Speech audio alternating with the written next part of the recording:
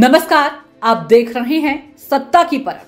कांग्रेस सांसद और लोकसभा में विपक्ष के नेता राहुल गांधी ने स्पीकर ओम बिरला से मुलाकात के बाद कहा कि विपक्ष सदन चलाना चाहता है और 13 दिसंबर को संविधान पर बहस करना चाहता है, जैसा कि सहमति बनी थी। साथ ही उन्होंने बीजेपी पर उद्योगपति गौतम अडानी के खिलाफ लगे आरोपों पर चर्चा से भागने का आरोप लगाया। राहुल गांधी ने कहा कि बीजेपी अडानी पर चर्चा से चाहे जितना भागे, विपक्ष इस मुद्दे को छोड़ने वाला नहीं है।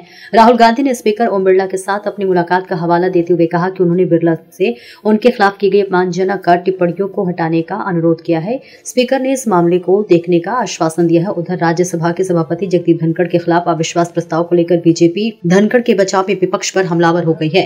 राज्यसभा में गहमा गहमी के चलते कार्रवाई पूरे दिन के लिए स्थगित कर दी गई। कांग्रेस नेता मनीष तिवारी ने कहा कि अगर विपक्ष ने राज्यसभा के सभापति के खिलाफ अविश्वास प्रस्ताव पेश किया है तो इसके उनकी निष्पक्षता पर सवाल उठते हैं। वहीं कांग्रेस नेता प्रमोद तिवारी ने कहा कि मैं निवेदन करता हूं कि इधर बैठे लोग संविधान की प्रतिष्ठा रखते हैं, सत्ता पक्ष के डॉक्टर अंबेडकर के संविधान को बदलना चाहते हैं, वो संविधान की हत्या करना चाहते हैं। राहुल गांधी ने कहा कि सरकार अडानी पर चर्चा नहीं चाहती, अंत में हम इसे नहीं छोड़ेंगे।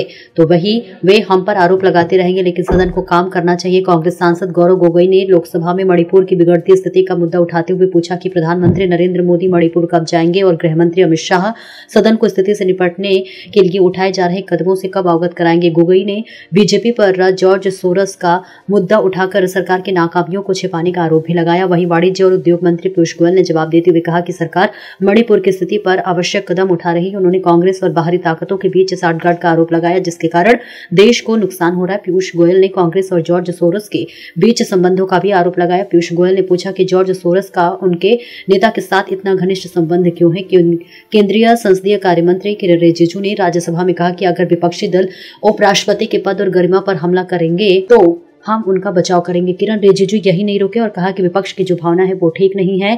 सोनिया गांधी और जॉर्ज सोरस के बीच लिंक का नाम आम रहा है। ये जो रिपोर्ट आई है वो हमने नहीं किया, पूरी दुनिया ये रिपोर्ट है।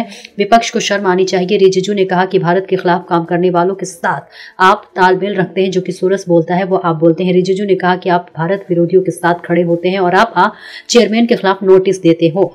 ऐसा चेयरमैन मिलना मुश्किल है। इस पद पर रखकर भी धनखड़ ने हमेशा किसानों की बात कही। इस देश के संविधान की रक्षा के लिए हमेशा उपराष्ट्रपति ने पहल की है। कांग्रेस सांसद राहुल गांधी ने कहा कि मैंने स्पीकर के साथ एक बैठक की।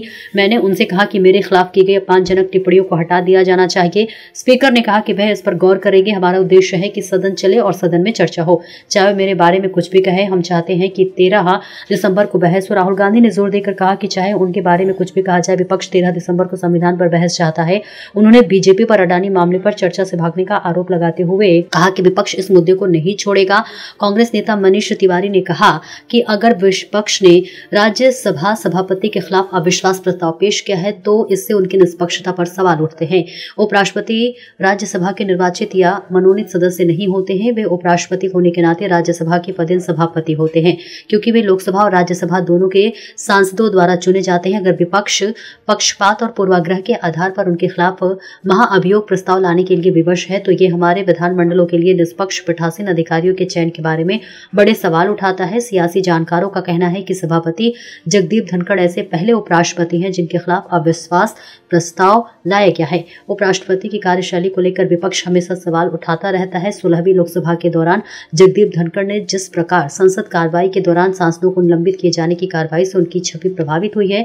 इसके साथ ही राज्यसभा की कार्रवाई के दौरान विपक्षी सांसदों को टोका टोकी आम बात है। ऐसे में विपक्ष के दल धनखड़ से खास नाराज हैं, तो वही लगातार ऐसी मांग उठाई जा रही है। सत्ता की परख के लिए अवधेश कुमार की देखिए खास रिपोर्ट।